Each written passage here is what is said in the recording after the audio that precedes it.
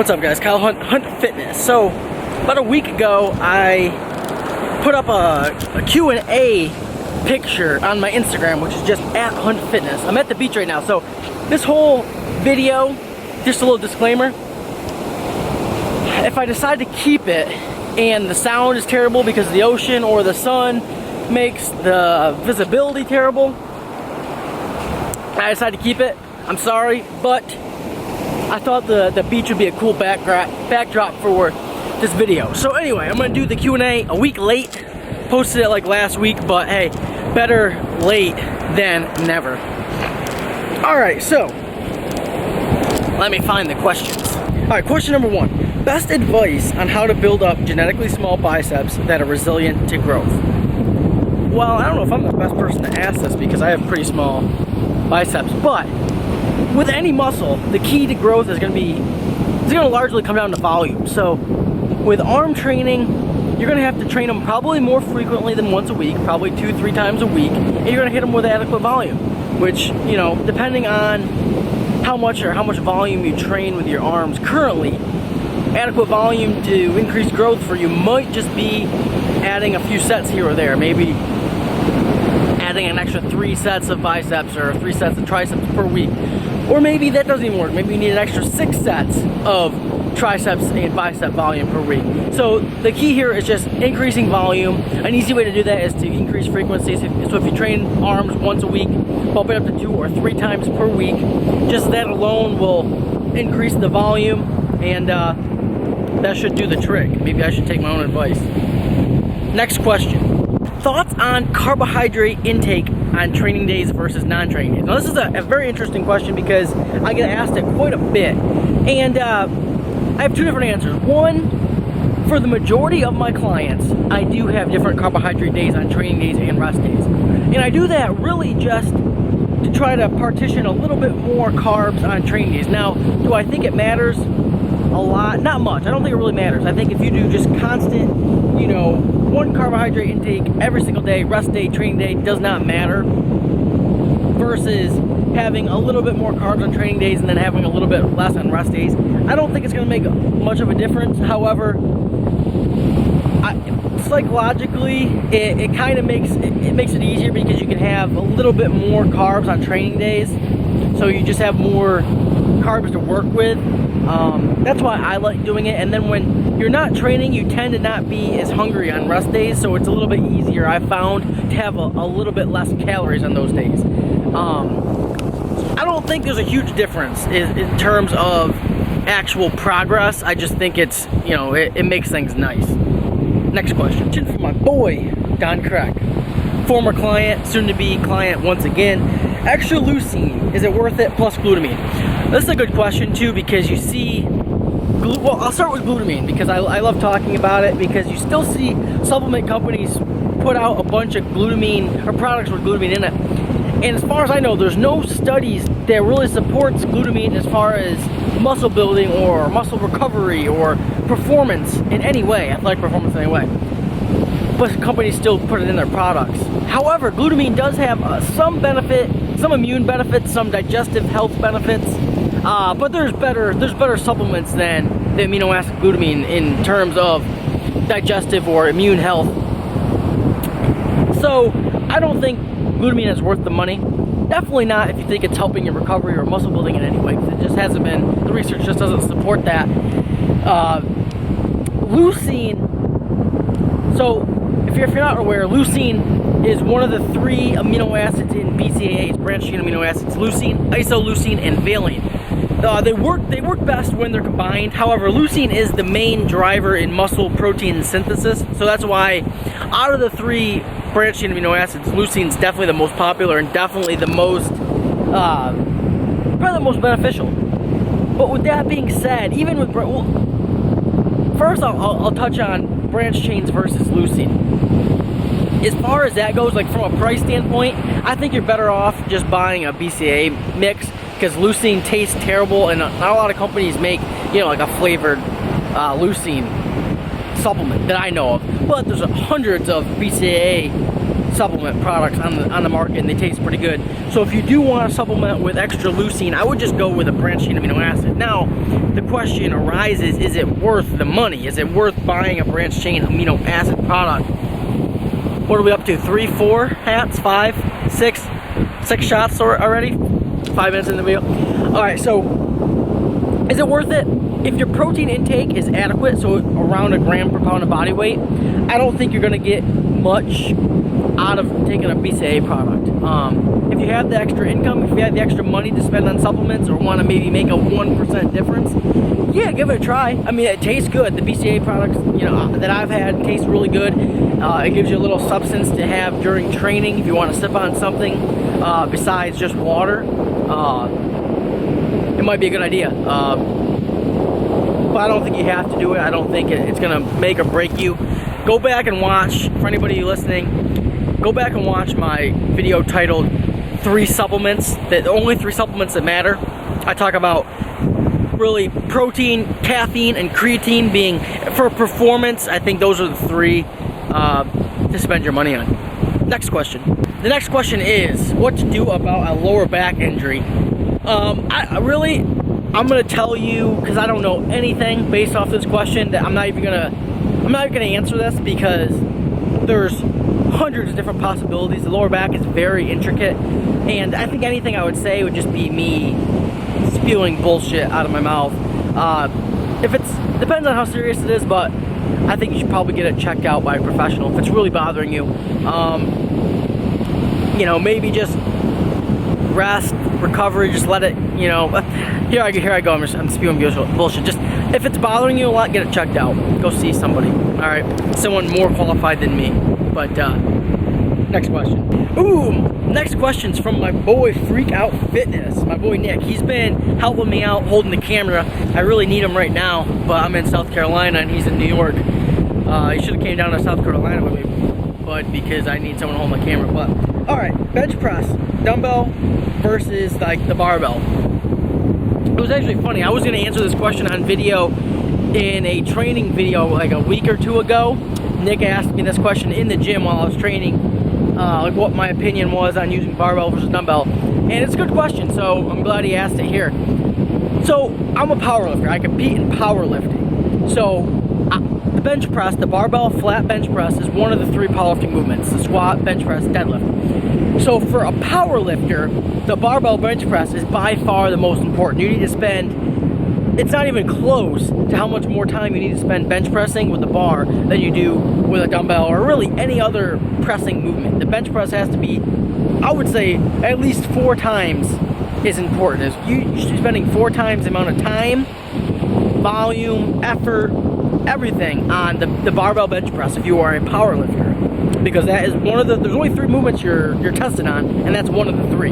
Now, the dumbbells do have a huge amount of carryover, but keyword, carryover. Bench press, there's no carryover because it's the movement. It's the movement you're tested on. So I think that's a mistake. I'm getting really into it because I think a lot of power lifters kind of fall into the, I don't want to say bodybuilding mentality, but kind of, to where, hey, a pressing movement is a pressing movement, which is kind of the case, but it's kind of not, because every time you do a movement, you get better at it. It's like with practice. So when you bench, every time you bench, you get a little bit better. You get extra time under the bar. You get to dial in your form a little bit better.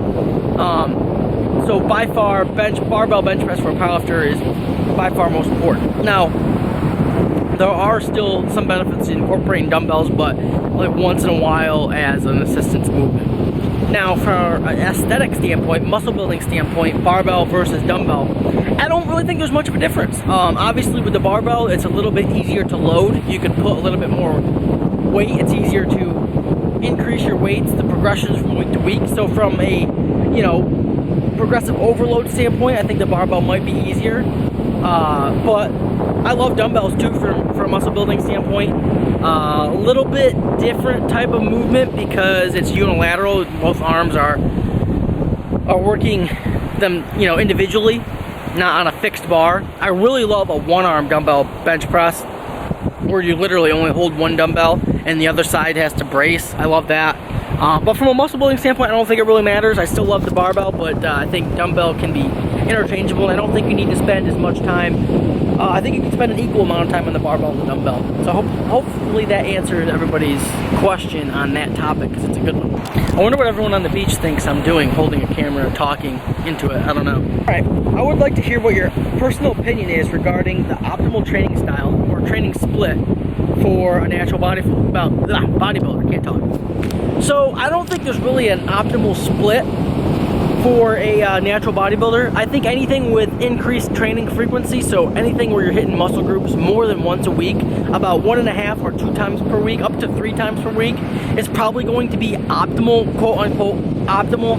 Like I said, I don't think there's really this magical training split. I know like a couple years ago, it seemed like everybody in natural bodybuilding was doing like a push-pull legs, like a type of hybrid off from that, which I do love that split, push-pull leg split, because if you think about it, depending on how you set up your rest days, but if you do push-pull legs, rest, push-pull legs, you're training everything twice a week. Or if you do, you know, 2 days on, 1 day off, like push-pull, rest, legs, push-pull, or whatever, you're going to be training about 2 times per week, each muscle group. So I think anything with increased training frequency is best for a natural bodybuilder for a number of different reasons. So yeah, I don't think don't get married to any muscle grouping or muscle pairing where you gotta do like push on a day, pull on a day, whatever. Don't get married to that. I mean, shit, you can do any pairing you want, but I think what's most important is how many times, well, volume and how many times you're hitting it per week. Just with increased training frequency, it's just because you can use more volume. I mean, it's hard to go in and just, you know, it's one of the reasons. One of the reasons why increased training frequency is better is because you can use more volume. Not the only reason, but it's one of them. So there's that. Next question. All right, next question. Best mobility exercise to open up your hips during squats. Now, this isn't really an exercise per se. I'm just going to use a piece of equipment, and I'm going to say the hip circle, the slingshot hip circle, because I do a number of different things with that, and I've always had tight hips, and I tried a number of different banded mobility exercises where you hook up the band to like a power rack and stretch, a number of them. The couch stretch from like Kelly Starrett's Supple Leopard book, a bunch of those different mobility exercises, and nothing really made that much of a difference until I got the hip circle and started doing that every day, opening up my hips, because a lot of times it's not just your hips, it's firing your glutes and just getting adequately warmed up. So getting your hips adequately warmed up. So I really recommend a hip circle. It made a big difference for me. So yeah, I would say invest in a hip circle or invest in some type of banded apparatus to where you can do those type of mobility exercises, some movement mobility exercises with the hip circle. Next question. Ooh, this is a good question. Cherry or brown sugar cinnamon Pop-Tarts? Now, brown sugar cinnamon is like the standard golden standard, like the brown sugar, strawberry, cherry, those ones. They're all good. I don't really want to answer it because I would say both of those flavors are second or third tier. Best flavor still peanut butter. Peanut butter is the best flavor. Pop-Tart. Cookie dough is number 2, and I think number 3 for me might be confetti cupcake. A little dark horse is number 3, but those are the top 3. All the other ones are second tier or third tier. Doesn't really matter. Just get the good ones. I would say second tier s'mores is really good. There's a lot of good flavors. A lot of good flavors of Pop-Tarts. Tell you what, hashtag pre-workout Pop-Tart. Can't go wrong. Next question. Best advice on a shoulder injury that occurred from lifting. All right, another injury question. Again, I'm not really going to answer it because I don't know. Like, your shoulder is very intricate too. There could be 100 different reasons why you're having pain or having injury. If it's bothering you enough to limit your training, I'd just get it checked out. What's the worst that can happen? And, if they tell you something you don't like, you just find a second opinion or research it a little bit more. But I don't feel qualified to answer it without knowing or seeing you in person or asking you 100 other questions. So yeah, get it checked out. Next question. Would you recommend Nike Romelios 2 or the Reebok Nano 5 for all-around running and lifting shoe? Well, that's an easy question because the Nike Romelios 2 are Olympic lifting shoes. They have an elevated heel, so they're good for squatting, but really not much else. A CrossFit Reebok Nano is a really good all-around lifting shoe because it's a flat sole, relatively hard. Wouldn't do long distance running in it, but you can do some cardio activities, some short distance stuff, as well as squat, as well as deadlift. Probably the best all-around training shoe is definitely the Nanos. Now, if you were asking me the Nanos versus the Nike Metcons, see, I've never tried the Nike Metcons. They look nice, the design's cool, and I'm sure the specs are pretty similar to a Nano, so I wouldn't be able to answer that. But if you are seriously asking the Romelio 2s versus the Nanos, for all-around lifting, the Nanos by far. For squatting, the Romelios by far. So it's all about, you know, what you really want. Next question. All right, so I just got a phone call. My camera told me that my memory card ran out of space, so I had to delete shit right here on the beach. So I really don't know where the last question got picked up. So I'm just gonna pick up with where I think I left off. And if your question didn't make it, well, sorry. Better luck next time. A couple more questions to go. Let's finish it up. Question. I'm gonna try to go a little bit faster now. How would you incorporate, or how would someone who primarily trains as a powerlifter incorporate Olympic weightlifting into the routine? Do it first. Do any type of explosive movements like the snatch, clean and jerk. Any type of I cannot fucking talk. Olympic lifting movement, do it first. So warm up, hit an explosive movement, and then move into your powerlifting work. Next question. Any really good books you recommend on effective program design, and how difficult is it to design an effective program? Well, as long as you have the knowledge, it's not that difficult to design effective training programs. However, the knowledge is, you know, I think a lot of people they lack quality training information. I think there's been a huge push on nutrition information as of late in the fitness industry, and I don't think there's been as much quality training program knowledge. I think a lot of times when people think of workout or designing workout programs, it's just designing workouts. It's like literally lists of exercises. That's like, and I've seen a lot of other coaches, online coaches, you know, quote unquote coaches. I wouldn't really call them much of a coach, but a lot of their programs are literally just lists of fucking exercises. Squats, 4 sets of 8. No mention of what weight, how much weight to use. No percentages, no RPE scale, nothing. It's just like written in a fucking iPhone notes section, like Microsoft Word program. Like it's like simple. Like it's just, you know, no rhyme or reason, no progression, nothing built into it. So I think there's lacking. That's one of the reasons why I'm writing Absolute Strength. I finished writing it. The Absolute Strength book is done. I just have to put the finishing touches on it. It literally should be out in a week, and I'm gonna push it heavily, guys, because for this reason, I designed it so I teach you how to program, and then I provide you with effective programs, multiple programs to follow. So pretty much if you invest into it and read it, comprehend it, and then follow the workouts in there, you're gonna know just by default what quality programming actually is. So I feel pretty strongly about it because, like I said, there's not much, you know, I feel like there's a lack of info. Next question. All right, there's 2 questions left. One's funny though. Whoa, all right, listen closely to this. Would you rather fight 15 duck-sized horses or 1 horse-sized duck? That's easy. 15 duck-sized horses. I don't think that would even be a question because 1 horse-sized duck would be a nightmare. Last question. How to improve hip drive for the conventional deadlift? Failing the lift just below the knee. Well, if you're failing the lift just below the knee, it might actually be a little bit more than hip drive. Hip drive tends to be like firing the glutes the last couple inches. If you're failing below the knee, I mean, hip drive, the deadlift's a hip hinge, so your hips are heavily involved.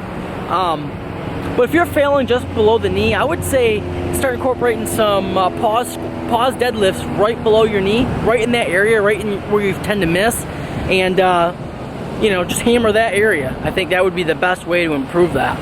Hopefully that answers your question. All right, who knows what happened with this video? I mean, you might never see this. I might be talking to my camera right now, wasted like 25 minutes, and you never even watch this video because the camera couldn't pick up my voice or couldn't pick up my beautiful face because of the sun, or I screwed up because the memory card fucked up. I don't know. But if you did see it, hope you enjoyed it. Hope you subscribed to Hunt Fitness TV. Hopefully you left a comment for other videos you'd like to see. Hopefully you follow me on Instagram at Hunt Fitness, and hopefully you follow me on Snapchat, Hunt Fit. Until next time, guys, peace.